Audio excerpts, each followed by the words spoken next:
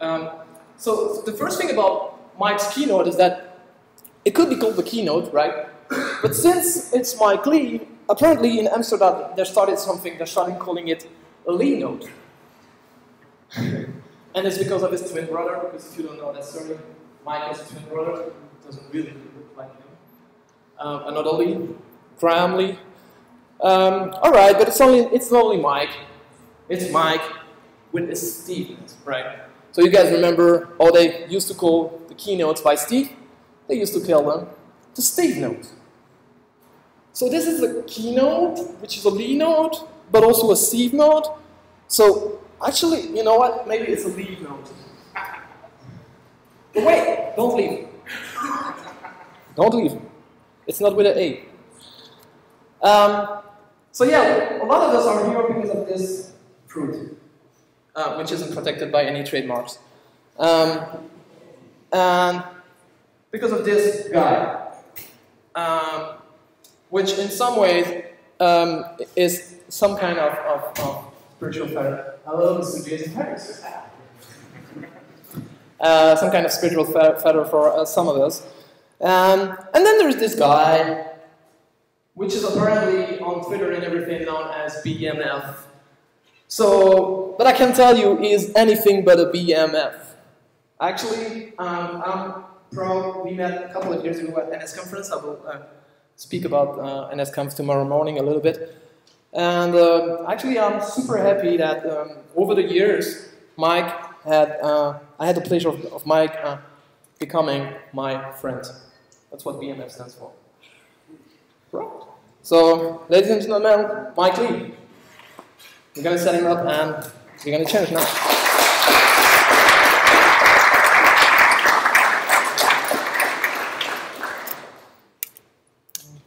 Thank you, thank you. I'll spare you trying to speak German. Goedemorgen for any of Meneeren in the audience. That's the closest I get to German is Dutch. I'm going to start this presentation backwards. I'm going to answer your questions so that you're not thinking about them, because I already know what you want to ask me. First of all, you want to ask me if I've ever worked directly with Steve Jobs or met the dude. No, I worked for Steve Jobs. I've been this close to Steve Jobs. I've emailed back and forth with Steve Jobs about all kinds of crazy crap. I never worked with him directly. My proteges got to. I didn't. I never introduced myself to him because it wasn't that I was afraid of him per se. It was that I didn't know what to say to him. You know, it was like a Zen koan. You know, what do you say when you meet the Buddha? Like, I don't know. I think the answer is nothing. You don't really say anything. You just shut up and listen. But I didn't know that, and then he died. So when he retired, I would have been blogging for you about how depressing it was that I didn't get to meet him. But I don't really feel that way anymore because I feel like I've researched him for long enough and hard enough that I feel like I know him better than a handshake ever would have done for me. The inevitable next question is, didn't Steve, right before he died, say, don't ever ask, what would Steve Jobs do? I get asked this question or told this, I don't know, every time I ever use the initials WWSJD. Like, I get 6 people like, oh, technically didn't Steve say it? And yeah, Steve did say that. Why did Steve say that? Steve said that because when you copy somebody for no particularly good reason, you end up with a religion. And I really don't think that Steve wanted, to be a new Jesus. I really don't think he wanted us to be debating what he would have done, 100 years from now. But that doesn't necessarily mean that you shouldn't do what Steve Jobs did, right? I mean, you cannot legitimately look at the man and say that he wouldn't want people to follow in his footsteps. It's just that he wants people to understand those footsteps, right? He doesn't want you to go out and buy a pair of New Balance 99s because that's what Steve Jobs wore. He wants you to actually walk a couple of kilometers and figure out that you need a real good pair of walking shoes. And then figure out that there is simply no better pair of walking shoes than a New Balance 99. New Balance 5.6, forget about it. Crap. Utter garbage. New Balance 9.9. 991, 992, 993 doesn't make a difference. And the other thing about the New Balance 9.9s, they slip on and off like a slipper. Best walking shoe in the world, and you can just take the damn thing off and put it back on, right? Which is super important if you, I don't know, are like a Buddhist and have a tendency to take your shoes off a lot, right? Steve wouldn't want us to simply do what we think he would do. He would want us to understand why he did what he did. And that's what this talk is really about. It's about a bit of trying to understand this guy. This guy. Oh, hey, clicker, my clicker. Good thing. Yeah, boy, last year was a hard year. And losing Steve was, I mean, it was devastating, I think, for most of us. And when he was gone and we tried to make sense of what had happened, this is what we were handed. Who read this book? Everybody? Pretty much everybody? I get asked this question all the time. Oh, did you read the book? I hate this book. I'm just going to say it, right? Like, I'm not going to try to put myself in a situation where I'm competing with Walter Isaacson. That's foolish. But this book is a disgrace. It's a disgrace to its subject matter. And when I was reading the book, the distraction to me in reading the book was knowing that Steve Jobs would have hated this book. Not because of the things that it said about him, but just because of its sloppiness. Right? Like, before the book even begins, before we even get to chapter 1, right, we're introduced to this cast of characters. And one of the characters we're introduced to is this guy, Kobuchino, right, who's a Soto Zen master. You know, Steve Jobs' personal guru, right? But if you study Japanese, and I have, that's not how you spell Soto. That's never how you would spell Soto. That is absolutely wrong. Now, okay, maybe misspelling the name of somebody's effing religion is a bit of sloppiness, but mistakes do happen. But here's the thing. This word is not even spelled consistently throughout the book. Right? If you're going to misspell the name of somebody's religion, at least misspell it the same way every time. So you can at least pretend that you did it on purpose and that you were just that crass and careless that you didn't even double check the spelling of something like that. This is an embarrassment. And like, the book was full of these things. And anyone who had read the books that the book borrowed heavily its stories from, it was like hearing a story that you've already heard told wrong. And I thought to myself, you know, okay, it can't be my imagination. It can't be my imagination that Steve would have hated this. Surely there's some sign of how he would have felt about a book like this. I skimmed one, maybe read about 10% of it, and I read the first page of another, and it got my birthday wrong by a year. And I thought, well, if they can't even get this right, then this is probably not worth reading. I mean, that was his opinion about books about him. If they can't even get the little details right, they're not even worth reading. That's not my words. It's his words. But to me, the thing that was most offensive about this book was that it was written by somebody who clearly had no idea who Steve Jobs was or how Steve Jobs worked. Somebody who had clearly not been through the things that Steve had been through. I think that a better cover of this book would have been this. Because it's obvious that the author of this book found complete mystery in Steve Jobs. Had no idea who he was. Well, that's not entirely true. He did a good job of describing who he was, how the media saw him, the story as we've all heard it. But they did a terrible job of describing why he was the way he was. And fundamentally, I think that all of us in this room are in a better position than Walter Isaacson to understand why Steve was the way he was, because the things that he went through that made him him are experiences that we ourselves have had and shared.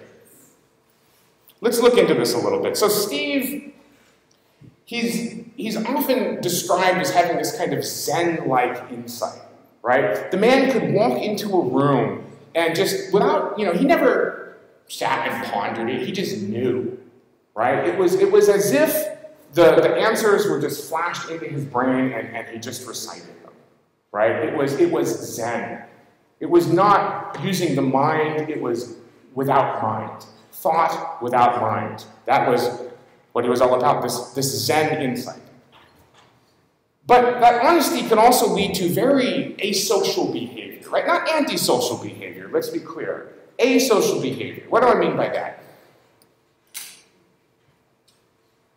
If a woman asks you if something makes her look fat, and you have to think about it, that is asocial behavior, right? It's not wrong, but anybody with any kind of social graces would know that the answer to does this make me look fat is no, never.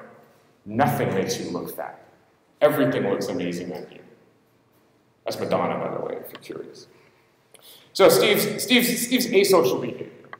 The other thing about Steve, a kind of asocial behavior, I think, when you read it in the Isaacson book, is that he was so picky with his food, right? Over and over again, we hear the story of him being served this amazing gourmet food, and he just looks at it like it's dog food. Won't even touch it. Such a picky eater. Like, you think engineers had it hard with Steve Jobs? Chefs had it hard with Steve Jobs. Regular appetite loss, right? The guy just wouldn't eat. And he cried.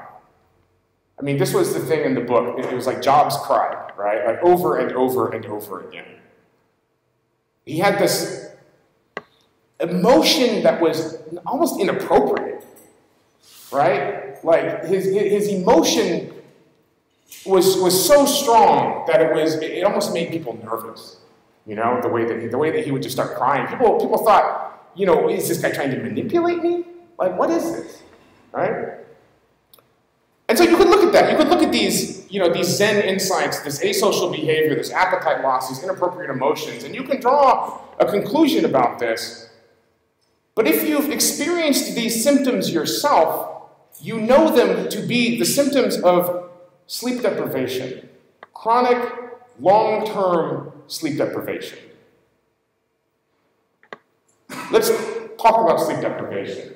You know, I mentioned this, and the first thing people tend to say to me is, but doesn't sleep deprivation just kind of turn everything down? Doesn't it just kind of attenuate everything and make you kind of crap? No, it doesn't. It's much, much more complicated than that. Much more interesting than that, actually. Let's talk about sleep. First of all, sleep is a homeostatic function. What that means is sleep is like breathing. It is only under semi-conscious control. You can will yourself not to sleep, just as you can will yourself not to breathe. But eventually, you will pass out, the automatic systems will take over, and you will sleep. Because if you do not sleep, you will die. And your body will not let that happen. It will force you to sleep. The other thing is that sleep as a phenomenon is not one thing. We tend to describe it as one thing because we don't really experience it consciously, but when we actually look at it, we see that sleep is not one function, but it is in fact a series of functions. It is a series of maintenance functions which are run by the brain on a 90-minute cycle, going from, you know, light sleep into heavier sleeps, these things called sleep spindles, these different types of waves the brain is doing, and of course REM sleep, where, you know, the memories of the day are sorted out and stored. So sleep itself is actually quite complicated. And it becomes very interesting because it turns out that all of the different parts of sleep, as they're known, are homeostatic but in different amounts. And so what ends up happening if you don't have enough sleep, if you don't get that full kind of 8 hours, kind of 6 to 10 hours of sleep, if you end up only getting like 2 to 4 hours of sleep, especially after a couple of nights of that, what ends up happening is your body begins to optimize for the lack of sleep. And so rather than running the routine maintenance schedule, when you go to sleep, it might, for example, drop straight into delta sleep, right? Skip the 90 minutes, we don't have it, go straight into delta sleep, we don't need REM, it's the least homeostatic, eliminate it. And so when you sleep insufficiently, you sleep differently. You sleep more efficiently. You sleep weirdly. When I was in college, I was volunteering in a hospital. I was pre-med, so I was going to college full-time. I was working full-time, and I was volunteering in the hospital full-time. So that was 3 full-time things, which left me approximately 4 hours a day for sleep. And so I developed a sleep schedule where I would sleep between the hours of 10 and 12. In the morning, in the evening, whatever. 10 o'clock, I would look at my watch, I'd say, see you guys in 2 hours, I'd close my eyes. And then the weirdest thing, this was the experience of sleeping for me. I would close my eyes, and I would wake up instantly. It wasn't instantly, it was 2 hours later. But it felt like I had merely blinked, but the difference was it was like I had closed my eyes and then gone running around the building for 2 hours. And when I opened my eyes, my heart was pounding, I was covered in sweat, it was like I was running a marathon. My body was working hard to get all of its maintenance done. The brain itself, though, is also not a single thing. Because the brain is the computer that runs these functions, right? That is the thing that sleep is meant to repair. The brain is actually many, many different organs and subsections crammed together. And it's really interesting because the brain kind of evolved bottom up, right? And so if you look at different animals as they kind of move along the evolutionary scale, you see the brain kind of rising from the brainstem into the lower kind of reptile brain and then growing like a mushroom. And interestingly, when you get insufficient rest, in addition to optimizing sleep, the brain also begins to optimize itself, shutting parts of it down as they are unnecessary. If you imagine, for example, a large hotel that is understaffed, there's two things you're going to do with a chronic understaffing situation. The first thing you're going to do is you're going to throw out the org chart, you're going to throw out the job descriptions, and everyone's just going to do a little bit of everything as necessary. Right? If the house cleaners have to do a little bit of cooking, if the cooks have to rake some leaves, that's just what has to happen. But the other thing you would start doing is shutting down wings of the hotel. You would try to reduce the footprint of actual area that needs to be maintained. And that's exactly what happens. The brain begins to shut down section by section. And what's really interesting is it shuts down in the reverse order in which it evolved. And so, you miss a couple days of sleep and you lose your ability to socialize, which is where asocial behavior starts to come from, right? You go without sleep for, I would say, about 7 to 10 days, with no more than, say, 2 to 4 hours of sleep a night. You'll eventually get down to the visual cortex, where you'll stop seeing things as they're meant to be seen. You'll lose the cortex filter system, which is really interesting because, for example, normally if you see something out of the corner of your eye, right, like I see that pole, and when I turn my head, right, I might think it's like a guy in a trench coat leaning against the wall, but then when I turn my head and I see it's a pole, and I turn back, I know it's a pole because the brain's filter system kicks in. But when that breaks down, it's a pole, it's a guy, it's a pole, it's a guy. Your brain is unable to interpret the signals. And eventually your motor cortex will start to break down and you'll stop being able to walk. I've had this experience of getting out of bed. I don't know how I got into bed. I don't know how long I was in bed. I don't know who put me there, but I knew that I still had work to do. And so I'd get out of bed, I would fall on my face because my arms and legs didn't work, and then I would drag myself on my fucking chin and elbows to my computer and keep working. That's what happens when your brain stops working all the way. But it's fascinating. It's really interesting. But the question becomes, so does this just make you dumber? And the answer is no. Again, it's more complicated than that because our brain is this, it's so thoroughly evolved. It's like a modern automobile, right? A modern automobile has a lot of stuff that's in there for performance, but it also has a lot of stuff that's in there for comfort and safety and sort of environmental reasons, right? In fact, your car is actually performing at probably 80% of what it could possibly do, simply because to perform at 100% would be really bad for the environment. It would be really obnoxious for anybody who had to be around your operating vehicle as it produced noxious chemicals and noise. So when you're building out a race car, the first thing you do is you strip all of that stuff off.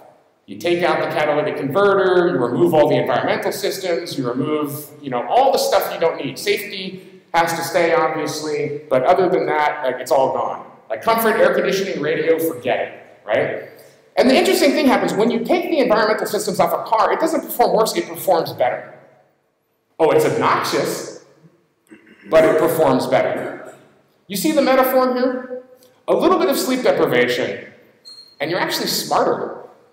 You're a bit of a dick, because you no longer possess the part of your brain necessary for thinking about, for example, how what you're about to say is going to influence and affect the person you're about to say it to. But you're actually rather smarter. And the emotions, though, oh my God, the emotions. And this is really, losing the ability to walk is bad, but losing control of your emotions is kind of crazy, right? It kind of really makes you look nuts. I'll give you an example of this, again, from personal experience. So, you guys know the show Downton Abbey?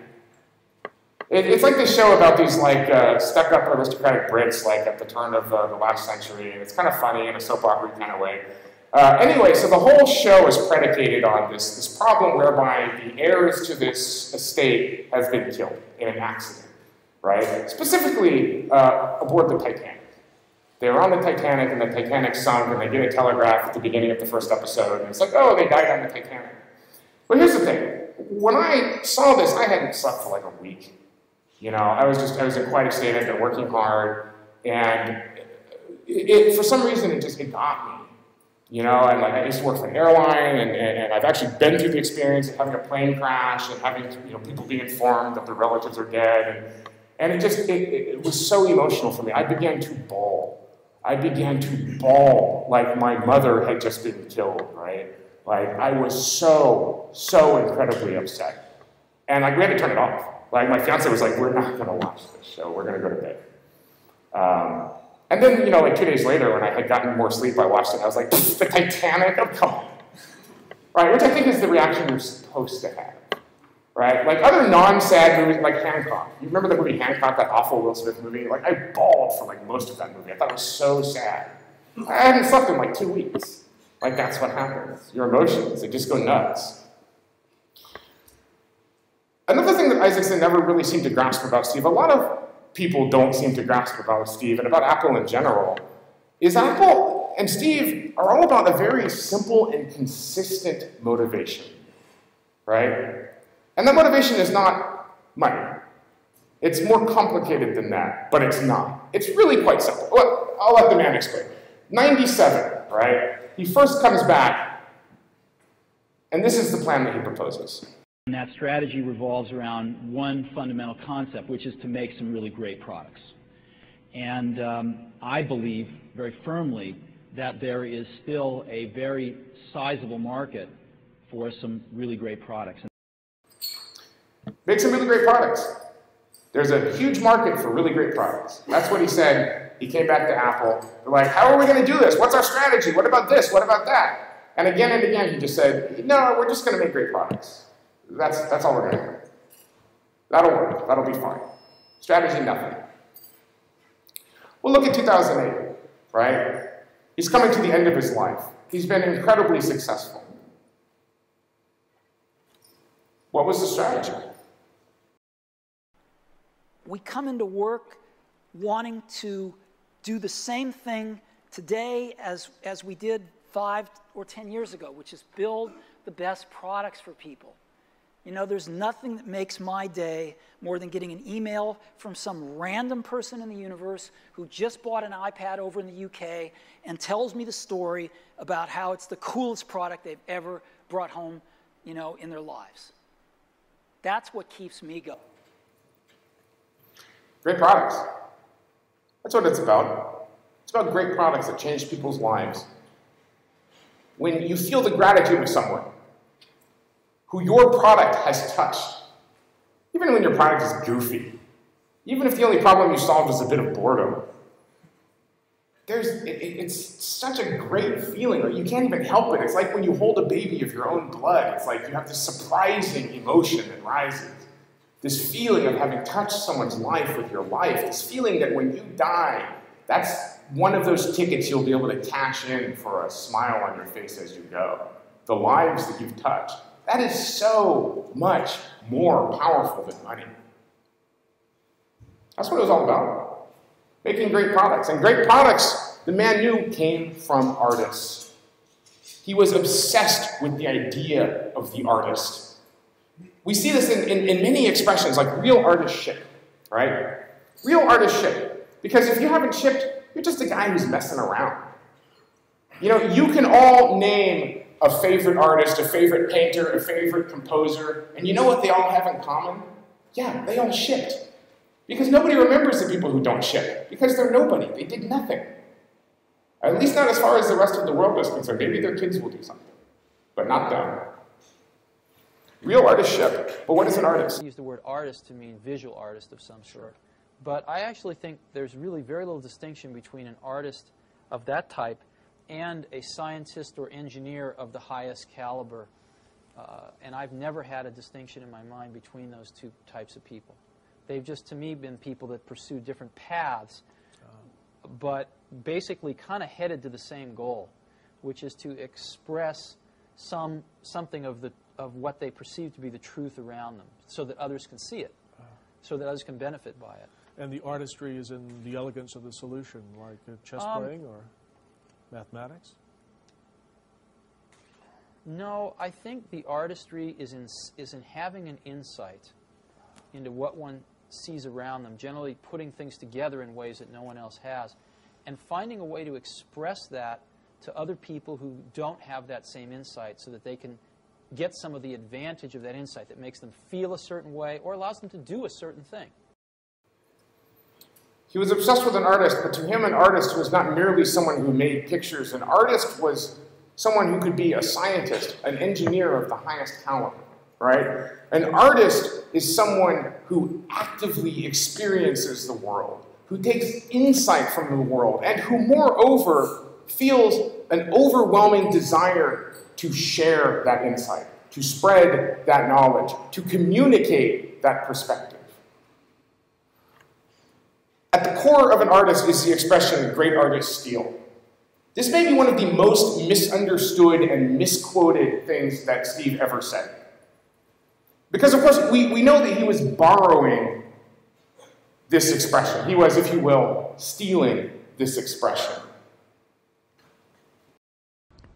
It comes down to trying to expose yourself to the best things that humans have done, and then try to bring those things in to what you're doing. I mean, Picasso had a saying, he said, good artists copy, great artists steal.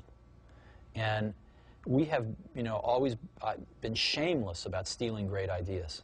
And I think part of what made the Macintosh great was that the people working on it were musicians and poets and artists and zoologists and historians who also happen to be the best computer scientists in the world. Great artists steal. And we have really gotten into this recently with the big lawsuit and everything, with stealing versus stealing, if you will. Of course, the quote is actually that great artists steal, whereas good artists borrow, right? Not copy, good artists borrow. And in that misquote, in the actual quote is the meaning here, is the real meaning. It's not about stealing, right? It's not about taking something that doesn't belong to you, not really. The difference between borrowing and stealing, right? Sometimes somebody will produce a work that is so obviously derivative of what others have done. That is borrowing. When you take something that is good and you make it part of what you have because it is good, because you want to take some of that goodness. To steal is to take what is good, to tear it apart, to make it your own, to make it part of you, to make it part of your Gestalt. That's my one German word. My favorite German word, actually. You make it part of you, and then you produce. And so you can look at what you have created, and you can see its influences. You can trace it back. But you cannot call it merely borrowed. It is something new.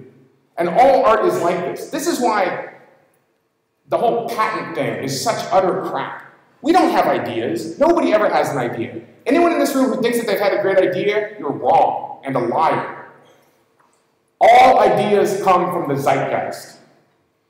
That's why you have a great idea, you don't do anything with it, and 2 years later, somebody else makes the exact same thing. How? Did they steal your idea? No. They had the same idea at the same time. Every time you have a good idea, 12 other people are having that exact same idea at that exact same moment. It is not about ideas, it is about execution. It is about implementation.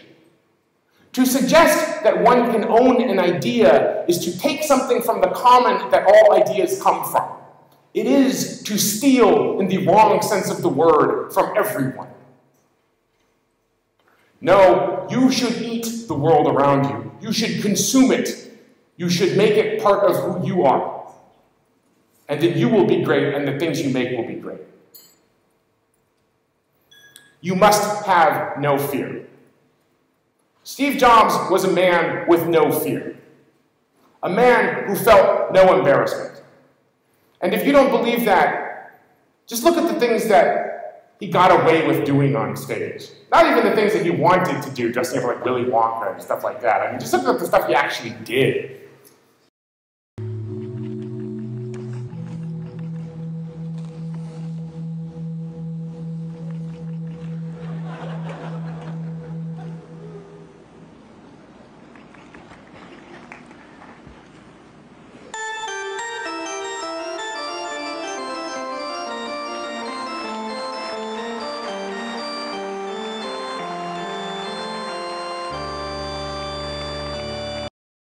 know, he could have just said, we're not supporting OS9 anymore.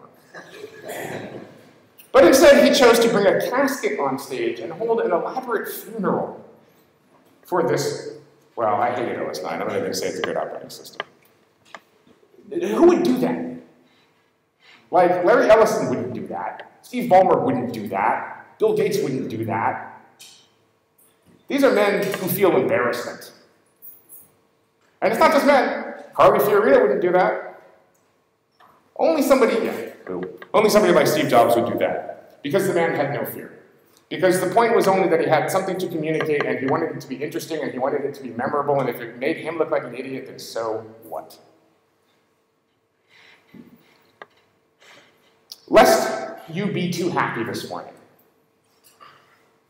Here comes the sad part.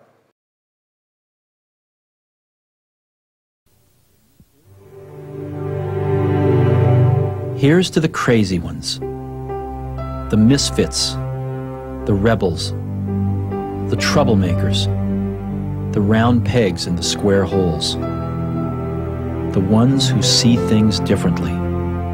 They're not fond of rules, and they have no respect for the status quo. You can quote them, disagree with them, glorify or vilify them. About the only thing you can't do is ignore them. Because they change things. They push the human race forward. While some may see them as the crazy ones, we see genius. Because the people who are crazy enough to think they can change the world are the ones who do.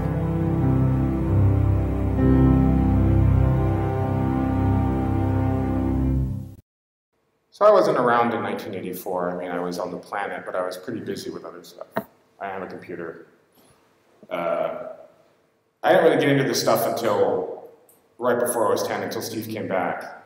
And so for me, this commercial was my 1984, right? Like, this was the thing for me that was like what this platform was all about and what these people were all about. And I saw, like I think a lot of us did, myself in that. You know, not to say that I hold myself among, you know, the Gandhis and the, you know, the Picassos of the world, but in that expression, the crazy ones, right?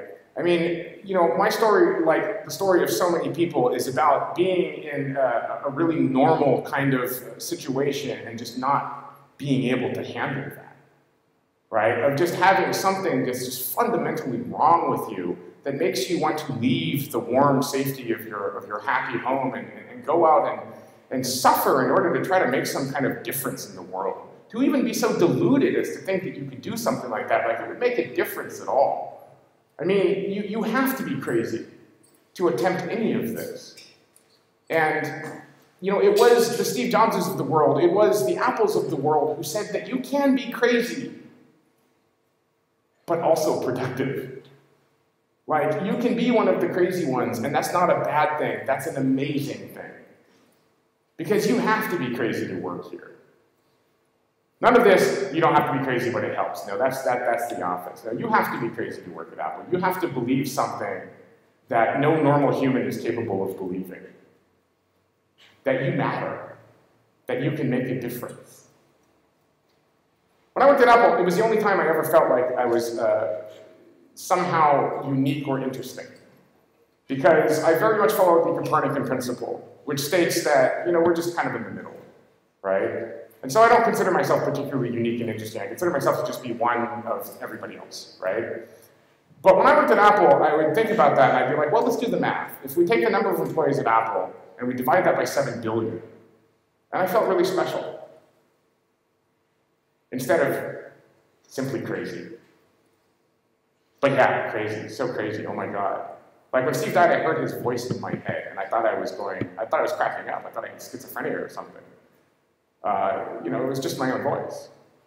But I didn't recognize it because it sounded like Steve. Like it was this total left brain voice that's just like pushing me forward with, you know, tough words and tough love. That's how Steve was. You know, like, he wasn't necessarily somebody who would yell at you.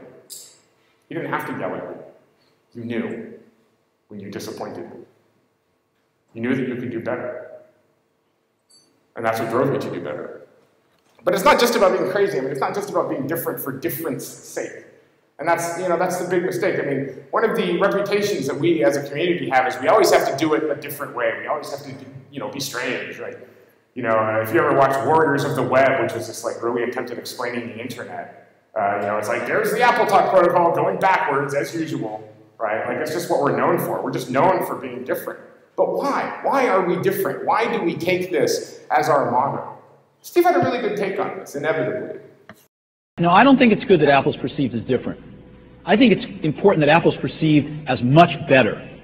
And if being different is essential to doing that, then we have to do that. But if we could be much better without being different, that'd be fine with me.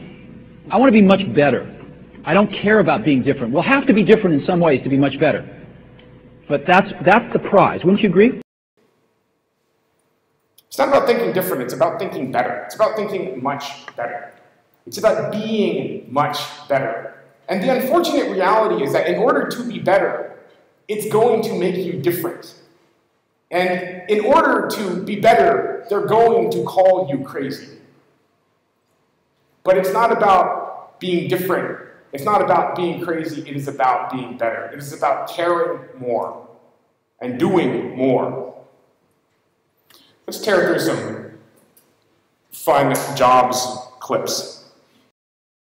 OpenDoc, I mean, I was for putting a bullet in the head of OpenDoc. A, I didn't think it was great technology, but B, it didn't fit. The rest of the world isn't going to use OpenDoc. So the guy who worked on OpenDoc was in the audience of this thing when Steve had just come back, right? And Steve comes back and the blood begins to flow. Like, all of these departments get cut and killed because there's just too much crap going on and not enough work getting done. And the OpenDoc guy is basically like, I worked on OpenDoc, this was my baby, and now it's dead, and like, what the heck? And Steve's basic attitude was like, yeah, fuck OpenDoc, and fuck you. Like, why do you still work at this company? Like, look at his body language. He's like, yeah, no one's going to use OpenDoc, right? He says, I was in favor of putting a bullet in the head of OpenDoc. Can you imagine? What a dick. I mean, this is the kind of, these are the kinds of things that get the man branded as an asshole, right? These kind of behaviors. Why? When you think about focusing, right, you think, well, focusing is saying yes, no. Focusing is about saying no. Focusing is about saying no. And you've got to say no, no, no. And when you say no, you piss off people. That's what it is. It's not about being a dick. No one wants to be a dick. Well, no one wants to be a dick. No one thinks they're a dick. I mean, that's the thing. Seriously, find the person who you hate the most, who's just the biggest jerk all the time, and they don't think they're a jerk. They think the problem is everyone else's, right? With Steve, it was all about focus. That was his thing. We have to focus. We're not going to make 30 products. We're not going to have some insane product matrix. We're not going to have a bunch of code names for all kinds of crazy crap. We're going to focus. We're going to do a couple of things, and we're going to do them really well. Right? And I've experienced this. I think that probably most of you who've done any serious development have as well. Especially if you've ever been the person who runs the team and is responsible for making these decisions. Of telling somebody that they're not going to work there anymore because they're bringing everybody down. Of telling somebody that their feature is not going to ship because it's too buggy. Of telling somebody no. Nobody likes to be told no. And we have a word for people who tell us no, and that word is asshole. Focus is about saying no. And the result of that focus is going to be some really great products. We have to say no. We have to be assholes in that way, because that's where great products come from. Great products come from focus, and focus comes from kind of being a dick.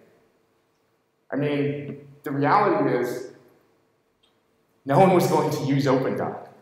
It was a huge waste of time. It had to die. And dude had to get over it. Because if he wanted to have the rest of his career, he didn't have time to mourn some crap Java technology that wasn't going to see the light of day. It's just not going to work. Well, in our business, one person can't do anything anymore, but you create a team of people around you, and you have a responsibility of integrity of the work to that team. Everybody does, and you try to turn out the best work you can. It's not about, you know, being cruel. It's not about personal glory. It is all about the team. It is all about the team. Great products come from great teams. You know, I can't say this enough. I have never shipped anything. I have only ever built teams that have shipped. My job has sometimes been exactly that, to get rid of some of the people that didn't measure up. Firing people sucks. Telling people that they're not good at what they do sucks. It sucks so much that most people never do it. They would just rather not deal with it. But there are very serious consequences to this. It will ruin your company. It really pays to go after the best people in the world. It's painful. It's very painful when you have some people that are not the best people in the world, and you have to get rid of them. So what does it all come down to? What's with this pickiness? What's with this stinginess of work? I think that Guy Kawasaki had a really nice way of summing this up. And these words should ring so true. If you've ever worked for, well, anyone, these words should ring true. Take it away, Guy. Steve Jobs taught me that A players hire A players. B players hire C players. When you hire a C player, guess what a C player hires? A D player. Guess what a D player hires? An E player. This is called the bozo explosion. Okay? You need to fight the bozo explosion. Right now, you're all small companies. You're thinking you're hiring A players.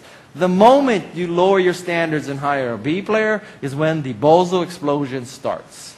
You hire a B player, the B player is going to say, I have to hire people who are not as good as me because they would show me up. They would be better than me. They might rise above me. So B players hire C players.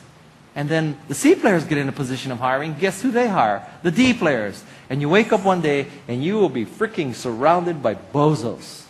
That is a bad thing. It's a very, very bad thing. And honestly, I mean, this is ultimately kind of a Western European conference, right? And so we should probably talk about some Western European issues. And like, I live in the Netherlands. Maybe the problem there is worse than it is here in Germany. I don't know. But man, it sure seems like the bozo explosion has really hit Europe hard. Like, seriously. The sheer amount of just useless people doing useless things who think that work is for poor people. It is the most frustrating thing in the world to me. To have someone come and tell me about some project that they're just so obsessed with, and it's like their life's dream, and yada, yada, yada. And then it's like, well, why aren't you building it? And they're like, well, I would never code. Help me find a coder. Oh, I have one right here. Oh, I would never code. I would never get my hands filthy like you people. Find one of your people for me. Fuck you. Do it your goddamn self. It is the only way to do it. If you're going to create art, you're going to have to get your hands dirty. You're going to have to do the work for yourself. It seems like every time someone in my government gets together and talks about technology, it's a group of managers reporting to more groups of managers, reporting to more groups of managers, and by the time any work actually gets done, you're in Eastern Europe. Work is not for poor people. Work is for artists. If we, as Europeans, are ever going to take our place in the new technical society, if we're ever going to stand up to a force like the United States, we are going to have to turn off the laziness. Oh my God, the laziness. We're going to have to work. Well, we're just going to have to work. Let's start with that, and then we'll worry about working hard. Seriously, work. Look into it. Have you ever been in your office after 5? If not, you suck, and everything you work on sucks. Because if you work on something that you care about, and you truly care about it, you're going to work on it until it's done. Right? This is something that people never seem to understand. I don't understand this valley culture of making people work 20-hour days. You're not productive. Guess what? No one's making you work a 20-hour day except for some idiot who's just trying to run the shop according to some instructions that he's seen somebody else do. We work 20-hour days because we're fucking insane. Because we're obsessed. Because we have mental problems. ADHD, OCD, whatever you want to call it.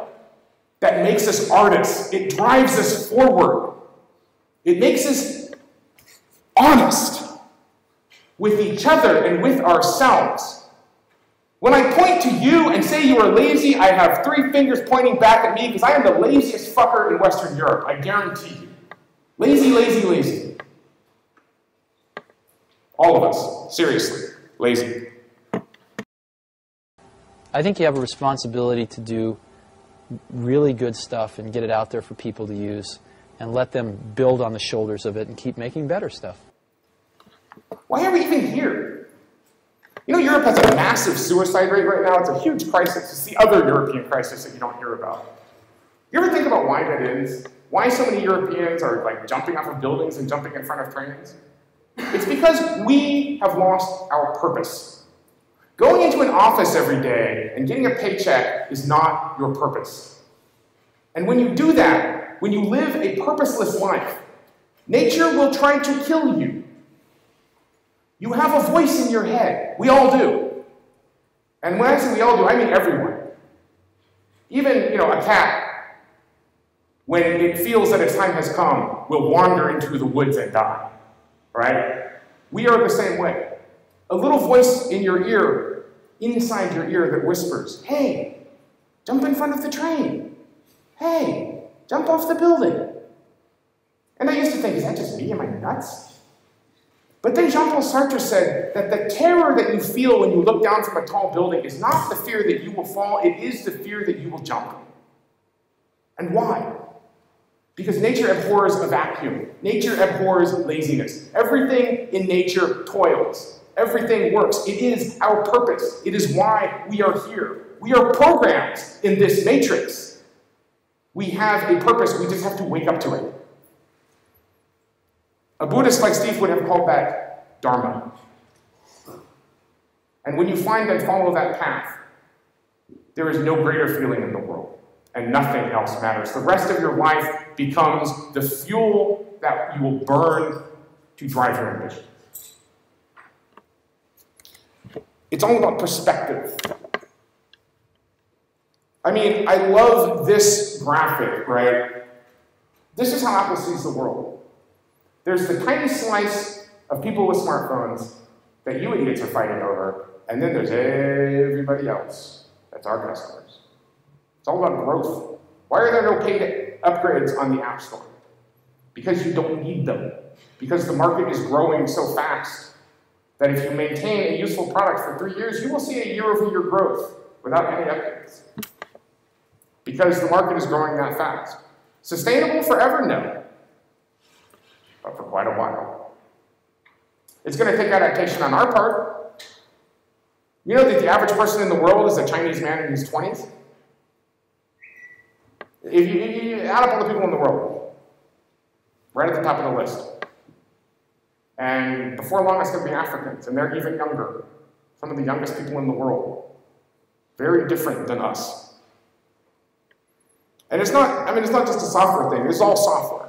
We're all software. The Earth is all software. Hardware is just software at a different level.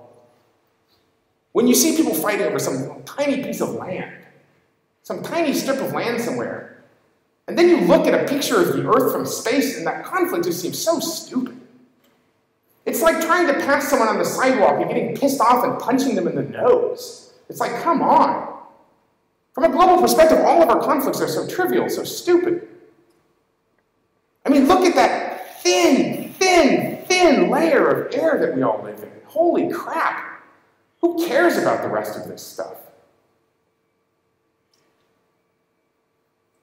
I'm going to end today, in my last minute and overflow, talking about some brain hacks. Talking about, you know, how to get a bit of this Jobs magic for yourself.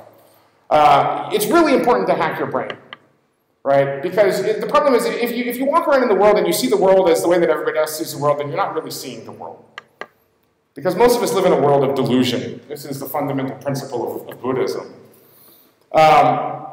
Strange experiences. If you've never left Europe, shame on you. If you don't have a passport, double shame on you. Get a passport. Go somewhere. Right? I went to Cambodia. I got dysentery. It sucked. Like, I shit myself raw in the toilet, and then I dropped my iPhone into that toilet. It was horrible. But it was one of the most important experiences of my life, right? It's one of those experiences that I share with Steve. He went to India and got dysentery and almost died. And here's the thing. How do you claim to make software for people when you have never experienced something that most people suffer from all the time? Shitting yourself to death is the most common cause of death in the world. It sounds terrible and gross, and it is. How do you call yourself a designer? How do you call yourself an engineer? How do you call yourself a human without experiencing these things? Meditation is a great way of hacking the brain. It's a great way of disconnecting the brain from everything else and seeing how it works. Fasting also works, right? It's all about interrupting the chemistry in your brain so that you can basically kind of, it's like trying to look behind yourself in a mirror, you know? It's really tricky because your brain is how you perceive things, but your brain perceives everything in a wrong, backwards kind of way. Sleep deprivation is another great way. You start shutting things in the brain down, and it really helps you to experience it. And then, of course, the easiest way, entheogenic chemicals. Life-changing, entheogenic chemicals. Entheogenic, by the way, is the proper name for a psychedelic. Psychedelic is just a FUD word. Entheogenic means that it generates a religious experience, because that's exactly what it does. You want to know how the people in the Bible experience life? Entheogenic chemicals. You want to know why we're human and not monkeys or apes? Entheogenic chemicals, seriously. There's a book about it. Like, let's pick an entheogen, a very simple entheogen that grows everywhere like a weed, say weed. It produces a substance called THC, which is the sap of the plant. And that sap sits on the stalk, and it surrounds the plant. So the plant is this sticky, glistening thing that grows everywhere. And you have some hairy beast, like a chimpanzee, our common ancestor, us and the chimpanzees and the bonobos, whatever. And they're walking through the woods, and they brush up against this sap, and they clean it like primates do. And then they sit there, and they look at their hands, and they think, well, what are these? And that was the first human. And that ape could simply not bring itself to date other apes that didn't see the same thing. And that is how evolution begins. Evolution, if you want to see evolution in work, in real time, go to a pub and see people trying to pick each other up. That's where evolution begins. The world that you see is not the real world. It is only a narrow slice of the world that you are capable of experiencing. I'll give you a real quick example. That's how you see a flower. That's how a bee sees a flower. Because a bee sees a different spectrum of light than you do. Because the reality is the universe is basically everything everywhere happening at once, and you're constantly being bombarded by so much information that you cannot process it. And so your brain puts up these filters that basically blocks about 95% of what's coming into your head. And so you get this really narrow view of the world that you can actually make some kind of sense of and form a story about so that you stay sane in your conscious. But if you attenuate those filters, which is what all of these brain hacks do, if you turn them down, then you can see a little bit more of the world as it actually is. We used to think back in the day that you took something like LSD and your whole brain would light up because you were seeing all of these magical things that weren't really there that your brain was making up. And then we put people in an fMRI machine and actually watched how these things work, and it turns out it's the opposite. It doesn't crank the brain up, it cranks the brain down and lets you experience the world like a baby. When they haven't developed the filters, and for the first couple of years, all they can do is gawk in amazement and scream in terror. Because that is the real world. When you grow up, you tend to get told that the world is the way it is, and your life is just to live your life inside the world, try not to bash into the walls too much, try to have a nice family life, have fun, save a little money. But life, that's a very limited life. Life can be much broader once you discover one simple fact, and that is everything around you that you call life was made up by people that were no smarter than you. And you can change it. You can influence it. You can build your own things that other people can use. And the minute that you understand that you can poke life and actually something will, if you push in, something will pop out the other side, that you can change it, you can mold it. That's maybe the most important thing, is to shake off this erroneous notion that life is there and you're just going to live in it, versus embrace it, change it, improve it, make your mark upon it. I think that's very important. And however you learn that, once you learn it, you'll want to change life and make it better, because it's kind of messed up in a lot of ways. Once you learn that, you'll never be the same again. The universe is a giant computer, and you can all hack it. In fact, you must. That's what Steve taught me, and that's what I hope I've shared a bit with you. Thank you. Thank you, Steve.